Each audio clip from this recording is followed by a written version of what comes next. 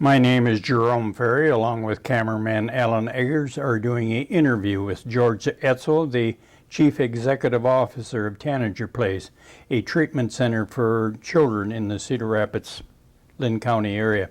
George, when and where were you born? I was born in 1951 in Bloomfield, Iowa. Mm-hmm. What was your folks' name? Otto and Pauline Estle. Mm-hmm. And what was your dad's occupation? He owned a road construction company. Mm-hmm. Did your mother work outside the home? She did before they got married. She was a teacher. Mm-hmm. And then after she got married, she stayed at home. Mm-hmm. Did you have any siblings? 5. 5. Were you the youngest, or? I'm the youngest. You're the youngest of them. Where'd you grow up? In Sibley? No, actually, I was born in Bloomfield. Bloomfield, I'm sorry. We lived in a little place called Troy, Iowa, until I was about 5. And then we moved to Fairfield, Iowa, and then I grew up in Fairfield. Could your, financially, could your folks help to send you to college, or did they think college was necessary? Well, I was the only one of my siblings to attend college, but both of my parents were passed away by the time I got out of high school. Mm-hmm. What college did you go to in Illinois? Well, I went to Parsons College, undergraduate, and then did my graduate work at the University of Illinois in Urbana-Champaign. Mm-hmm. Did you have to work your way through college? Oh yeah, like I said, both my mother and father, my mother passed away when I was 16 and a junior in high school, and then my father passed away when I was 17, a senior, so they weren't there to help me, so I put myself through college. Did you have any idea what you might want to do with your life when you got out of college? No, like a lot of people, I went to college without any clear idea what I wanted to do. And actually, it got down to my senior year, and I had to make a choice between doing a placement for a social work major or going and do an archaeological dig for an anthropology major. And I decided to do the social work major. Did you ever think back as to what sparked the interest in doing social? You know, I think the first few classes I took in social work practice and theory seemed to fit for what I was interested in helping others. And I think, you know, having dealt with my own trauma in life and figuring out how to get by that and continue to go on, move forward, made me want to help others. Mm-hmm. And you went on to further training. You got a master's degree, didn't you? That's right. Mm-hmm. A master's in social work at, like I said, at the University of Illinois in Urbana. Mm-hmm. Were you married yet at this time? Yeah. Mm-hmm. Yeah. Did you family at this time? Nope. Nope. No, actually, when I got out of college, I worked in Dubuque, Iowa, for the Department of Human Services, and I worked up in northern Maine for an acute care hospital, and went from there to graduate school, and that was, I think I graduated in 1977 with my MSW, and my first daughter wasn't born until about a year after that. Mm-hmm. And then how many altogether children did you have in it? 3, two daughters, 1 stepdaughter. Mm-hmm. You all, what did you do up in Maine? What type of? I worked at an acute care hospital, and I was a social worker. So I did all kinds of things, from dealing with people in the emergency room who may have mental health issues or trauma, to working with patients to try to get discharge planning accomplished to get them out of the hospital. Mm-hmm. So it was a pretty wide variety of cases. It constantly changed every day. Then you did a spell in Dubuque, and prior to Maine, I was in Dubuque. Yeah, and then you did a stint at the Mount Pleasant Mental Health Institute. And yeah, actually, I did that back in 1972 as my undergraduate placement when I was in college for my BA degree. Right. So by this time, you had a lot of experience in different. Yeah, I was fortunate to have a lot of opportunities and took advantage of them. Then in 1980, you were hired by Heartwood. Yep, children's home. And I was hired to be what was called the Director of Professional Services, which meant that I was responsible for all of the professional staff, the therapists, the treatment programs, etc. George, is this the Heartwood residence? This is the original children's home, then was known as Heartwood. That building was built in 1901, and it was the original orphanage. Yeah. Where was that located? Just north and east of Coe College. In fact, the land that building was built on was a piece of property that Coe College owned. But Mr. Van Vechten, whose wife was on the Children's Home Board, had an option to buy it. So he bought it and gave it to the Children's Home to build that facility. George, when you first hired on, what was you hired on as? What was your duties then? Well, they hired me as the Director of Professional Services, and I supervised all of the treatment staff, the therapists, the direct care staff in the cottages and the group homes, and then I reported to the Executive Director. Did they have a camp tanager at that time, or a health camp? Yes, actually it was known as Camp Good Health. Camp Good Health. The Children's Home had taken over the management of that back in, I believe, 1963. Prior to that, it was the public health nurses. When you were hired on, George, you were also responsible for the two homes for the older boys and girls, weren't you? That's right. Cedarwood and Maplewood. Maplewood was the one for the girls? Yes. What age would they? Most of the kids in both Cedarwood and Maplewood, the youngest would have been 15 all the way up to 18, but most of the kids were 16 and 17. And the next one, that was the one for the boys in the same age group. That's correct, Cedarwood. Yeah. Prior to coming to Cedar Rapids, did you have a chance to work with the type of problems teenage children would have during that time period? Occasionally. I was at, prior to coming to the Children's Home, I was at the Mental Health Institute in Independence. And most of my duties there were having to do with patients with substance abuse and then doing outpatient work. What are we looking here at this picture, George? That's actually it was the original dairy barn at the Bedell Dairy Farm. And when the Children's Home moved to this location in 1978, that barn was converted into offices and a gymnasium.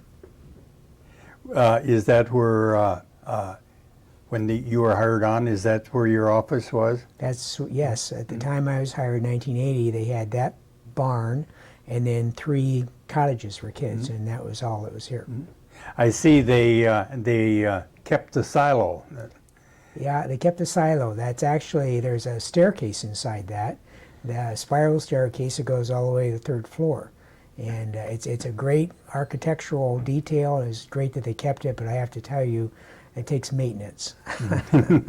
Yeah. I don't think you mentioned the address where this is located. 2309 C Street Southwest.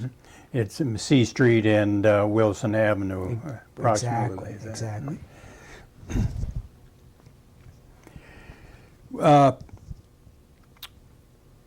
When you're talking about you were hired on as Director of Professional Services, did you tell us what this involved, what the job entailed? What it really came down to was being responsible for oversight of all the treatment programs. So all the staff that worked in the treatment programs, like the therapists and direct care staff, all reported to me. The staff like maintenance, business office, kitchen, those were still under the executive director. So all the non-support staff reported to me. Did they have a CEO at that time? The executive director at that time was a man named Gary Williams. Right. Did you and well, the children's home that was originally set up to care for orphans. And what brought about the changes that were needed over the years in the children's home? Well, it's really kind of interesting because if you go all the way back to the beginning in 1879, it was started originally to be a school, a classroom for kids on the street who weren't attending school. So Mrs. Linn, who was a teacher, started a classroom. What happened was that over a pretty short period of time, they began to deal more and more with kids who need a place to live. And so that's really what pushed the evolution into becoming an orphanage, so that even from 1879 to 1900, when that first building was built, it had become a full-blown orphanage. Mm-hmm. George, Heartwood had previous, it was called previous names. Mm-hmm. Can you give us a little history of the different names? Sure. The first name was Industrial School for Children back in 1879. Then it became the Cedar Rapids Home for the Friendless, which was actually a pretty common name for orphanages during that era. Iowa had Cedar Rapids Home for the Friendless. They also had the Des Moines Home for the Friendless. And then it was changed to Children's Home of Cedar Rapids. Once they began to become involved in residential treatment, would have been the late 60s, they changed the name of the program to Heartwood. But legally and technically, it was still the Children's Home of Cedar Rapids. Mm-hmm. Why do you suppose that there was such a need in orphanages back in this time period? That Mm-hmm. Well, you know, it's kind of interesting. I think a lot of people have a conception of what an orphanage was, and you know, if you look at things like Little Orphan Annie and some of the classical stereotypes, that's what people think it was: babies left in baskets on the doorstep. And in fact, that did happen. I mean, we have our records all the way back to 1879, and there were babies left on the doorstep. But a lot of the kids who were orphanages weren't really orphans in the sense of the word. Orphanages very often provided support to families. Let's say you have a mother and father and say 6 kids. Large families were common back in those days. Mom passes away, dad can't take care of all the kids, so some of the kids might go to the local orphanage for a year until a family gets back on its feet, and then they'd reunite them. So a lot of the kids who actually came through the Home for the Friendless and the Children's Home had families. They were only there temporarily. Mm-hmm. This photo here, George, is an artist's conception of what the new Heartwood home would look like, located on C Street. When they first moved there in 1978, you would have been in that office building, right? That's right. And there was one cottage. There were 3 cottages. Three cottages in an upper row there. Right. Then around 1981, you opened the first and only private diagnostic and evaluation center. That's right. Actually, when I came to work here in 1980, there were 3 cottages, but one was empty. They just finished completing the third one. And so one of the things they wanted me to do was design a program to fit into that empty cottage. And so what I did was create what we call the Diagnostic and Evaluation Unit. And this was a program which was designed to provide a very intensive 30-day assessment of children. So kids would come to us and we do a complete comprehensive assessment, and most often it was the court, and then we would go back to the court and say, here's what we think is going on, and here's what we think you should do. Mm-hmm. Then, in what year did you become the CEO? Do you remember? 1982. Mm-hmm. And how many were on your staff at that time? Oh my, less than 100. I think there were only maybe 50 people. Mm-hmm. This here was the first administration building, wasn't it? That's correct. It was built about what time period? The same time as when you moved into they moved into the barn, or? No, that was built in the early 90s, 1990. Mm-hmm. And then in 1989, they added 3 more cottages. Right. There was the need for that. Right. Was that because of additional services or more children? Really both. And what happened between the time that I became the CEO in '82 and now is that we've continued to expand and grow programs to meet needs. The building that was built in 1990, the Variety Club Center, was really a result of the creation of what we called community-based programs, in-home family-centered services and treatment foster care. So we had added a lot of staff to provide services in the home, and that's what really necessitated building that facility. Mm-hmm. The additional 3 units that we added later were because the need for the psychiatric medical institution children, those beds had grown, and we really needed to add beds to accommodate that. So we decided that we'd add 30 more beds. And as you can see in the ribbon cutting ceremony, that was when we opened up the Variety Club Center in 1990. You remember any of those folks? I remember, yes. Of course, there's me, and I look exactly like I do today, and Jan Casimir, who was president of the board at that time and is still on the board, and Eric Hender, who was chair of the fundraising campaign, who was on the board at the time. The 3 ladies on the left in the red jackets, there was a group of ladies that belonged to this The chamber. chamber. That's And right. they would attend open houses all over Cedar Rapids. That's right, redcoats. They went to all the ribbon cuttings for chamber members. In the Tanager place, in 1990, there was a campaign.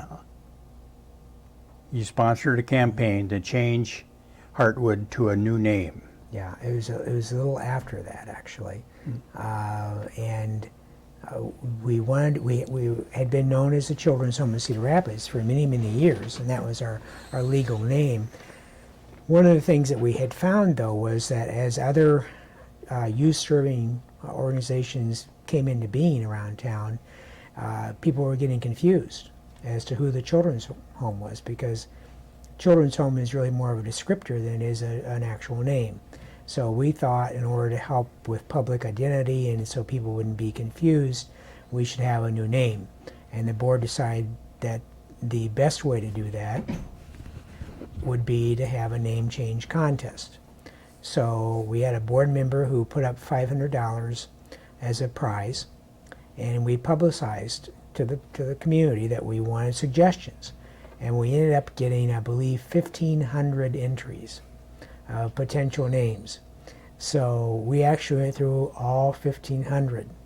And the one that we liked had to do with the Scarlet Tanager. And the entry had been given anonymously. We still to this day don't know who it's from. But they had been touring the campus. And during the tour, they thought they saw a Scarlet Tanager. And their entry said that it struck them that the Scarlet Tanager is a beautiful and rare bird, and that what we do here is uncommon and beautiful too. And so we should name it after the Scarlet Tanager.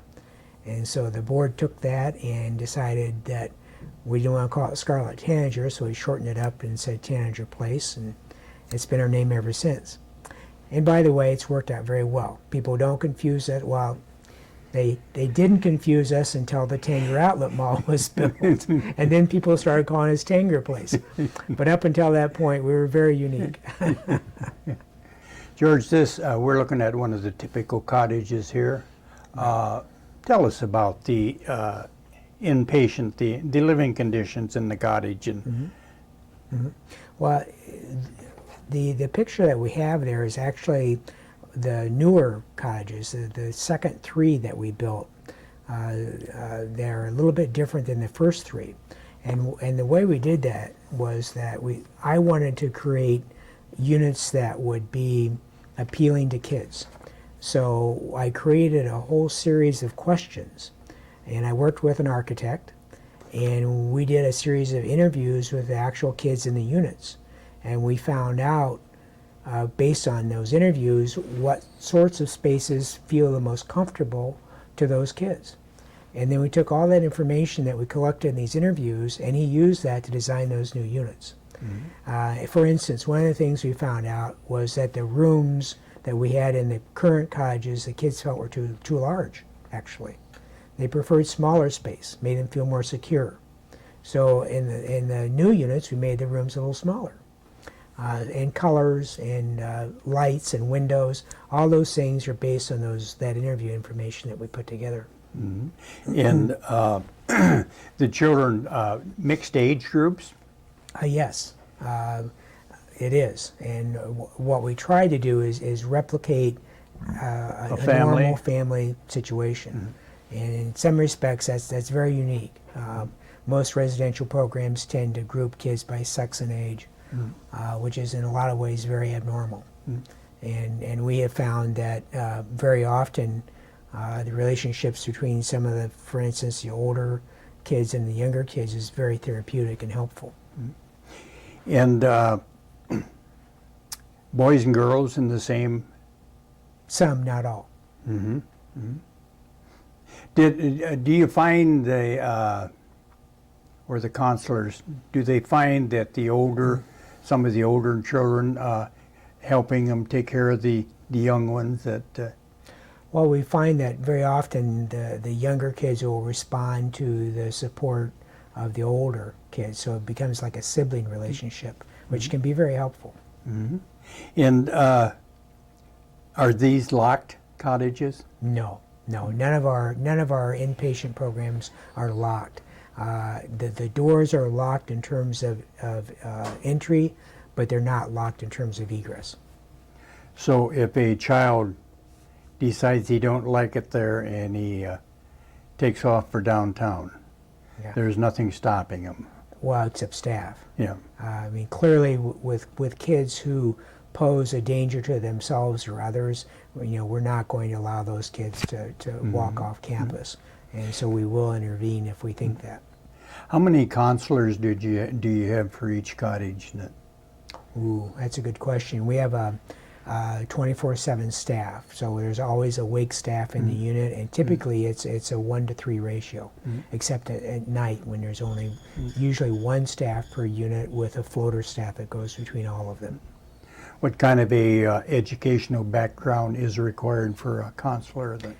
Most of our staff either have BA degrees or they're in the process of completing a BA degree for direct care staff. Now, the therapist, each unit has its own therapist. That requires a master's. And so they're all at least a master's level. With the electronic age, the way it is, are the older ones allowed to have cell phones or iPods, iPads, tweeters, computers? They have access to, we have computers in each unit that they use for homework purposes, but we keep a pretty strict policy in terms of accessing the internet. You have an expressive arts program. Would you like to explain this and why arts are used in behavioral therapy? We've had an expressive arts program for probably 35 years, and we began that program here with the help of Bob Bloomberg, who you can see in the picture. And actually Bob was working here when I started. In 1980, Bob was already here as a therapist.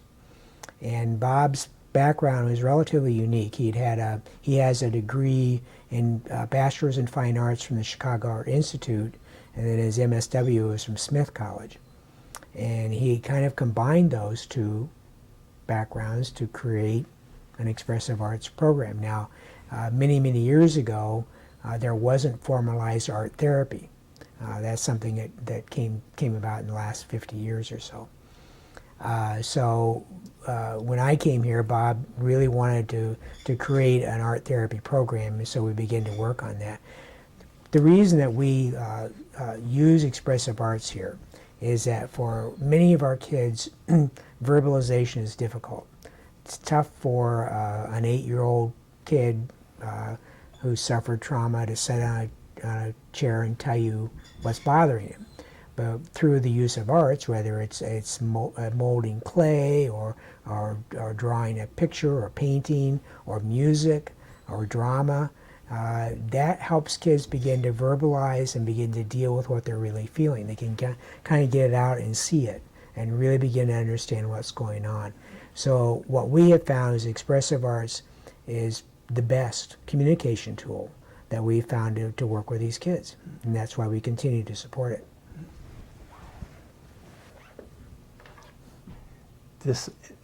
We're looking at some of the typical artwork that's done by the students. What you see there are masks that the kids have created out of clay.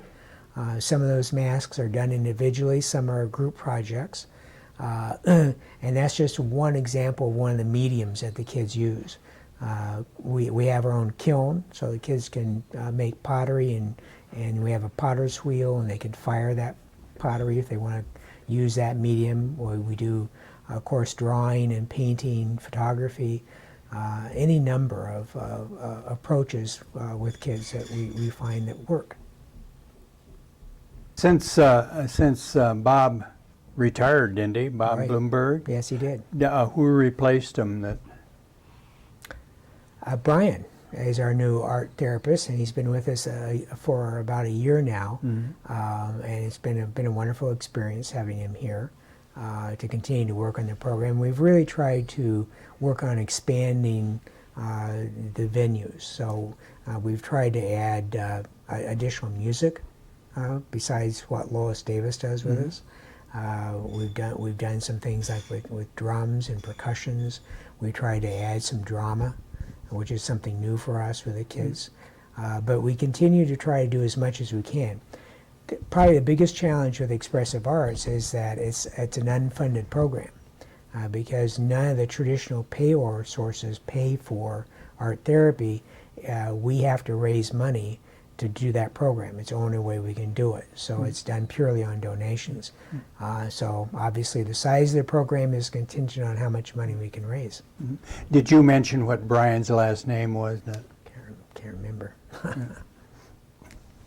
And who are we looking at here, George? That's a picture of Lois Davis, and she is our music department. And she does amazing things with kids, and what you can see on the walls are pictures. She puts up a picture of every kid that comes through there, and the walls are just covered. But the kids can go to the music room with Lois, and they can learn they can play on the piano, guitar, drums. She does a series of violins with a local symphony where kids learn how to play the violin. So the kids really get exposed to a wide range of music. And they can, of course, sing. And some of those kids sometimes come to our board meetings and play the piano or sing. It's kind of a recital. And back to the artwork. You use some of that to make Christmas cards at Christmas time, don't you, as a fundraiser? Yes, several years ago we started producing Christmas cards using kids' artwork. And it was a way to get more awareness about the expressive arts program to a wider audience. And it's been a very popular way to do that. We have a lot of individuals who buy those cards to use as their Christmas cards. We have several companies, actually, who we imprint their company's name on our cards, and they use them to send out to their customers. And it has helped quite a bit over the years to get the story of the expressive arts out pretty widely. In fact, I remember getting a sizable donation from somebody in California a few years ago who had received one of those Christmas cards from someone who read the story on the back and sent us a donation. Do you provide any schooling for the children on campus, George? Actually, we have our own school on campus. So it kind of depends on the needs of the kids. Some kids whose behavior issues are such that public school isn't really an option, and those kids go to the classrooms here. And then, of course, the goal is to try to get them reintegrated back into a mainstream school prior to discharge. So we typically have about 30 to 35 kids attending school in our school program. And Tanager Place, weren't they the first in Iowa to have a psychiatric medical Yes, actually, we created that level of care back in 1987 through a legislative effort. Prior to that, the state of Iowa had no programs that were designed specifically for kids dealing with psychiatric issues. And so we were trying to figure out a way at that time to get a higher reimbursement for the level of care that we were providing, and ended up creating psychiatric medical institutions for children, of which we were the first in Iowa. Now there are over 400 beds in that category of care statewide. Mm-hmm. Who determines and designs the various treatment needed for the various medical or psychological problems? Well, it's really kind of here at Tanagers, a team effort, and we design programs based on the input of all the staff, and we have a pretty comprehensive staff now, including, of course, social workers, psychologists, child psychiatrists, nurses, teachers. So we have a wide range of professions represented by the staff at Tanager Place. Do they try to set goals for each child? Oh, absolutely. Every child that is involved with a treatment program at Tanager has specific treatment goals that are set out and measured, and we make sure that we keep track of how closely we accomplish those. What building are we looking at here, George? Well, that's the latest building, just a few years ago. It's a CAT Center, it's called. And we originally built that building to be both an outpatient clinic, and the upper story was to be the school. What we found out after the outpatient clinic, which we started 6 years ago, was the demand for that service quickly outgrew the space we had designed for it. So we ended up having to move the outpatient clinic back into the Variety Club building and take the administrative offices and move them into the CATS building. Mm-hmm. We basically swapped spaces to give the outpatient clinic room to grow. Mm-hmm. You call it the CATS building. Was that the CATS family from Marion that had a salvage business for years? Yes, they gave the largest amount of money to build this building when we were doing the fund drive for it, yes. Approximately, would be the number of families or the children impacted by the various services on a daily basis? Right now we serve about 3,000 children a year in all of our programs. And that includes psychiatry and psychology and therapy and... That's everything, the inpatient program, the outpatient program, camp, the community-based services, everything. How big of an area? Is it just Linn County? Most of the referrals that we get into our programs are from Linn and contiguous counties, but we serve kids from all over Iowa, and we're getting more and more requests for services outside the state of Iowa. Mm-hmm. You find that you're constantly running a funding battle with the state to get you more funds, and do you have lobbyists to try to convince them how important this type of work is? That's been an ongoing battle for 20-some years, trying to make sure that the resources are there to really serve the needs of these kids, and of course they never are. We can't meet the demand, either inpatient or outpatient, so we're constantly trying to convince legislatures that the state needs to put more money into serving kids, and we're constantly raising money to fill the gap between what we get reimbursed from various sources and what it costs to provide this level of care. And I think that's really, for this population of kids we work with, there really is no advocacy in Iowa. There's no voice. And there are very few entities that really kind of go to bat for them, and that's what we see at Tanager Place as one of our real important roles. Do you find the community given Tanager Place a lot of support? Community is extremely generous, and I think part of that's because Cedar Rapids is a generous community to begin with, but I also think because our roots are so deep here. We're one of the oldest nonprofits in Iowa, and certainly in Cedar Rapids, And I think because those roots go all the way back to 1879, there's a lot of people who know who we are, and there's been a support that's been there for many, many years, and it's been very helpful. How about the board of directors? Do you have an active board of? Yes, we have a very active board of directors. And I think, frankly, that's always been one of the strengths of Tanager Place, is that we've had a very strong board from day one, all the way back to the beginning in 1879, when actually, according to the bylaws, only women could serve on the board. Up until about, I think it was in the late 60s, actually, they changed the bylaws to allow men to serve on the board. Because it was started in 1879 by really kind of a group of socially prominent women in Cedar Rapids, and that tradition carried all those years. Mm-hmm. What do you suppose? What's your annual budget?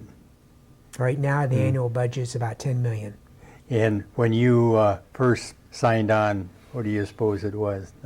Probably about $600,000. How times change. How many on the staff now? About 250. Mm-hmm. What do you foresee in the future for places like Tanager, George? I think the future is going to be pretty rough. I think that funding is going to put a tremendous squeeze, already is. We're going to see fewer facilities like this survive, and we're already seeing it in other states. Funding, whether it's from state sources or Medicaid or private, it's getting more scarce. So while the need for services that we provide continues to grow, the ability to meet even a portion of that need is going to get harder and harder. I think that inpatient programs like we developed here back in '87, I think we'll begin to see those start to go away because of the funding. And there's a tremendous pressure both from a federal and state level to have fewer beds like that, driven mostly by money. Yeah. What societal changes have caused the most problems in the children since you hired on? Oh, that's tough.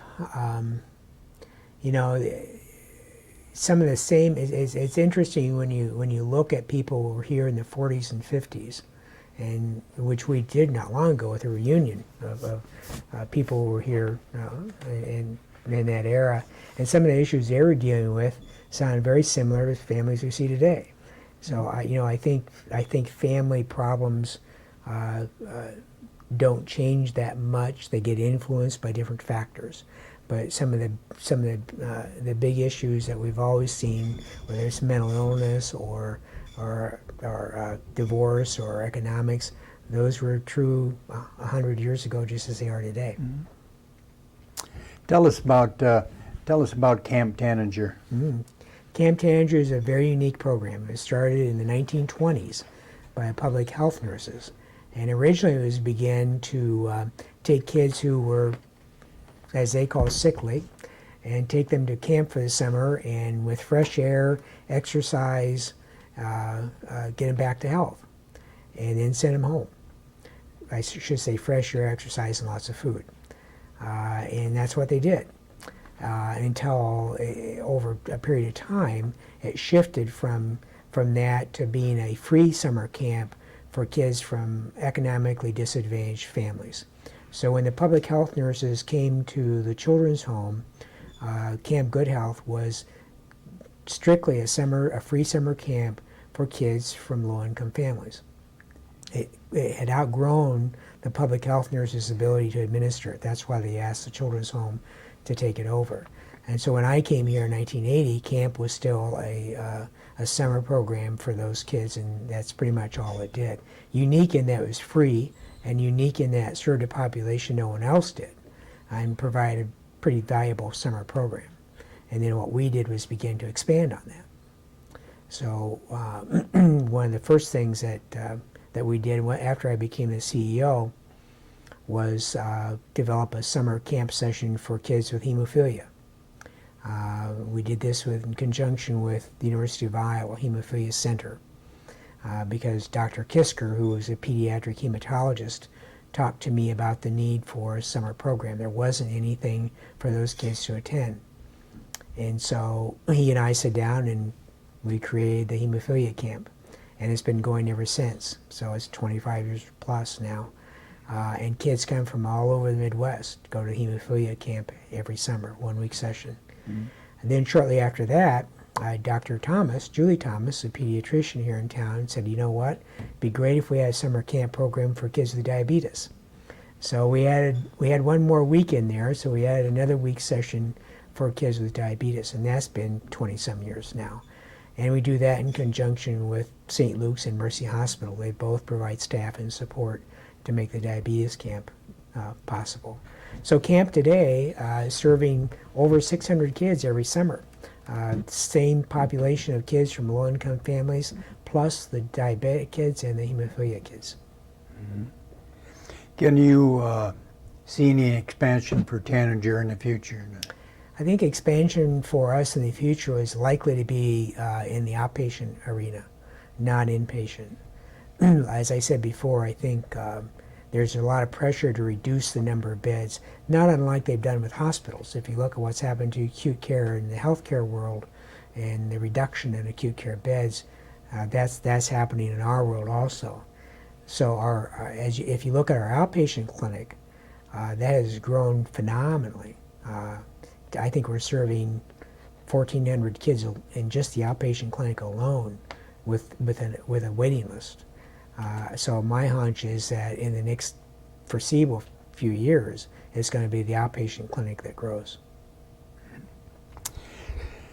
George, we're getting down here to the tail end. What are some of the things you felt you accomplished or helped to accomplish during your years of service?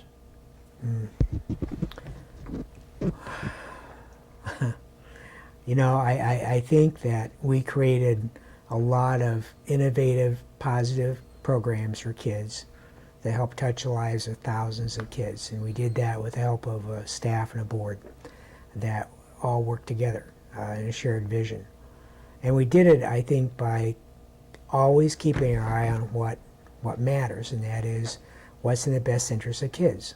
We've never varied from that. We've always stayed focused on just kid services and what we think is best for them. So I think, I look back over my 30 years here, and I think that's what I'm most proud of, is that we've grown and developed programs, and in some cases, created care that impacted the entire state. We have levels of care that didn't exist before we created them. So, I think we made it possible to help thousands and thousands of kids, and that's what's most important. Where is Camp Tanager located, George?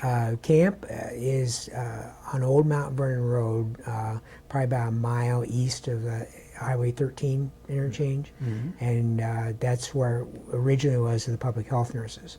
And over the years, when I became the director here, we had about, I think there were only 20-some acres. It was pretty small, and we were able to acquire additional property, so it's probably closer to 60 by now. Do you have a problem staffing that during the summer months, finding enough? Staff at camp, we have a lot of repeat staff, people who come back every summer. A lot of them are folks who are going to college, so during the summer they come and work at camp. But the stability of that staff is phenomenal. We have people who come back year after year after year, and over the past several years we've had a lot of international camp staff that come from different countries. In fact, the camp director, who's been with us a long time now, is from Scotland. And he started out coming here as a camp staff during the summer, ended up staying, getting married, and running camp. George, this stone that out at the entrance on C Street, did that have some significance to it? Yes, actually, when they tore down the original children's home over by Coe College, I asked the contractor to save some of the foundation stone for me. So that sign is actually made out of the foundation stone from the original children's home. What are we looking at here, George? There you're looking at a stained glass window that was made in honor of Mrs. Lund, our founder, and that was made in 1884. And that's mounted actually in the entrance to the Variety Club building. And the glass in that stained glass is so thick that we had to put 4 8-foot fluorescent bulbs behind it to get enough light to shine through it at night. And all these years, and all the kids have come and gone, no one has ever tried to damage that window. George, did you ever have any former residents come back when they were growing up and their lives straightened out to thank you, or just to check to see how the home was? Oh yeah, that happens quite a bit. For me, for all the other staff here, you know, a lot of our staff have been here a long time. So one of the advantages of having been here a long time is you see kids who were here as children who then became adults, and they come back just to touch base and let us know how they're doing. It's very gratifying when they talk about the impact that this had on their lives, and how we're able to really help them and improve them, and their gratitude. Mm-hmm. Yeah. Did there ever have a reunion? You know, we had a reunion this past summer that was prompted by an ex-resident who actually wrote a book called The Home for the Friendless, which was about this facility. And the book was really about her life, but in specific chapters she talked about her time in the 40s being a resident of the Home for the Friendless, Betty Arcard from California. And so she had actually lived here at the home for a here period as a of kid. time. Absolutely. And so she had a reunion, and she put out a call, and people who had been here as kids came to Tanager Place, and it was a wonderful reunion. Had people from all over the place come and share their experience of being kids in the Home for the Friendless. Mm. George, what are your children doing today? Well, Sarah, the oldest, is in St. Louis, and she teaches at Washington University. That's where she got her PhD, and she's married and teaches, and then also works with autistic children on the side. And then Megan is the Chief Grants Officer for Benedictine University in Lisle, Illinois, just outside of Chicago, and she's married and has a daughter, Annabelle, who's almost 15 months old now, my first and only grandchild.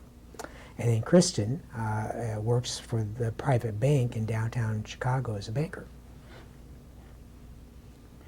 George, unless you have any more memories to share with us, the Carl and Mary Kaler History Center at the Linn County Historical Society would like to thank you very much for sharing your memories with us. Well, thanks. It's been a wonderful opportunity for me too.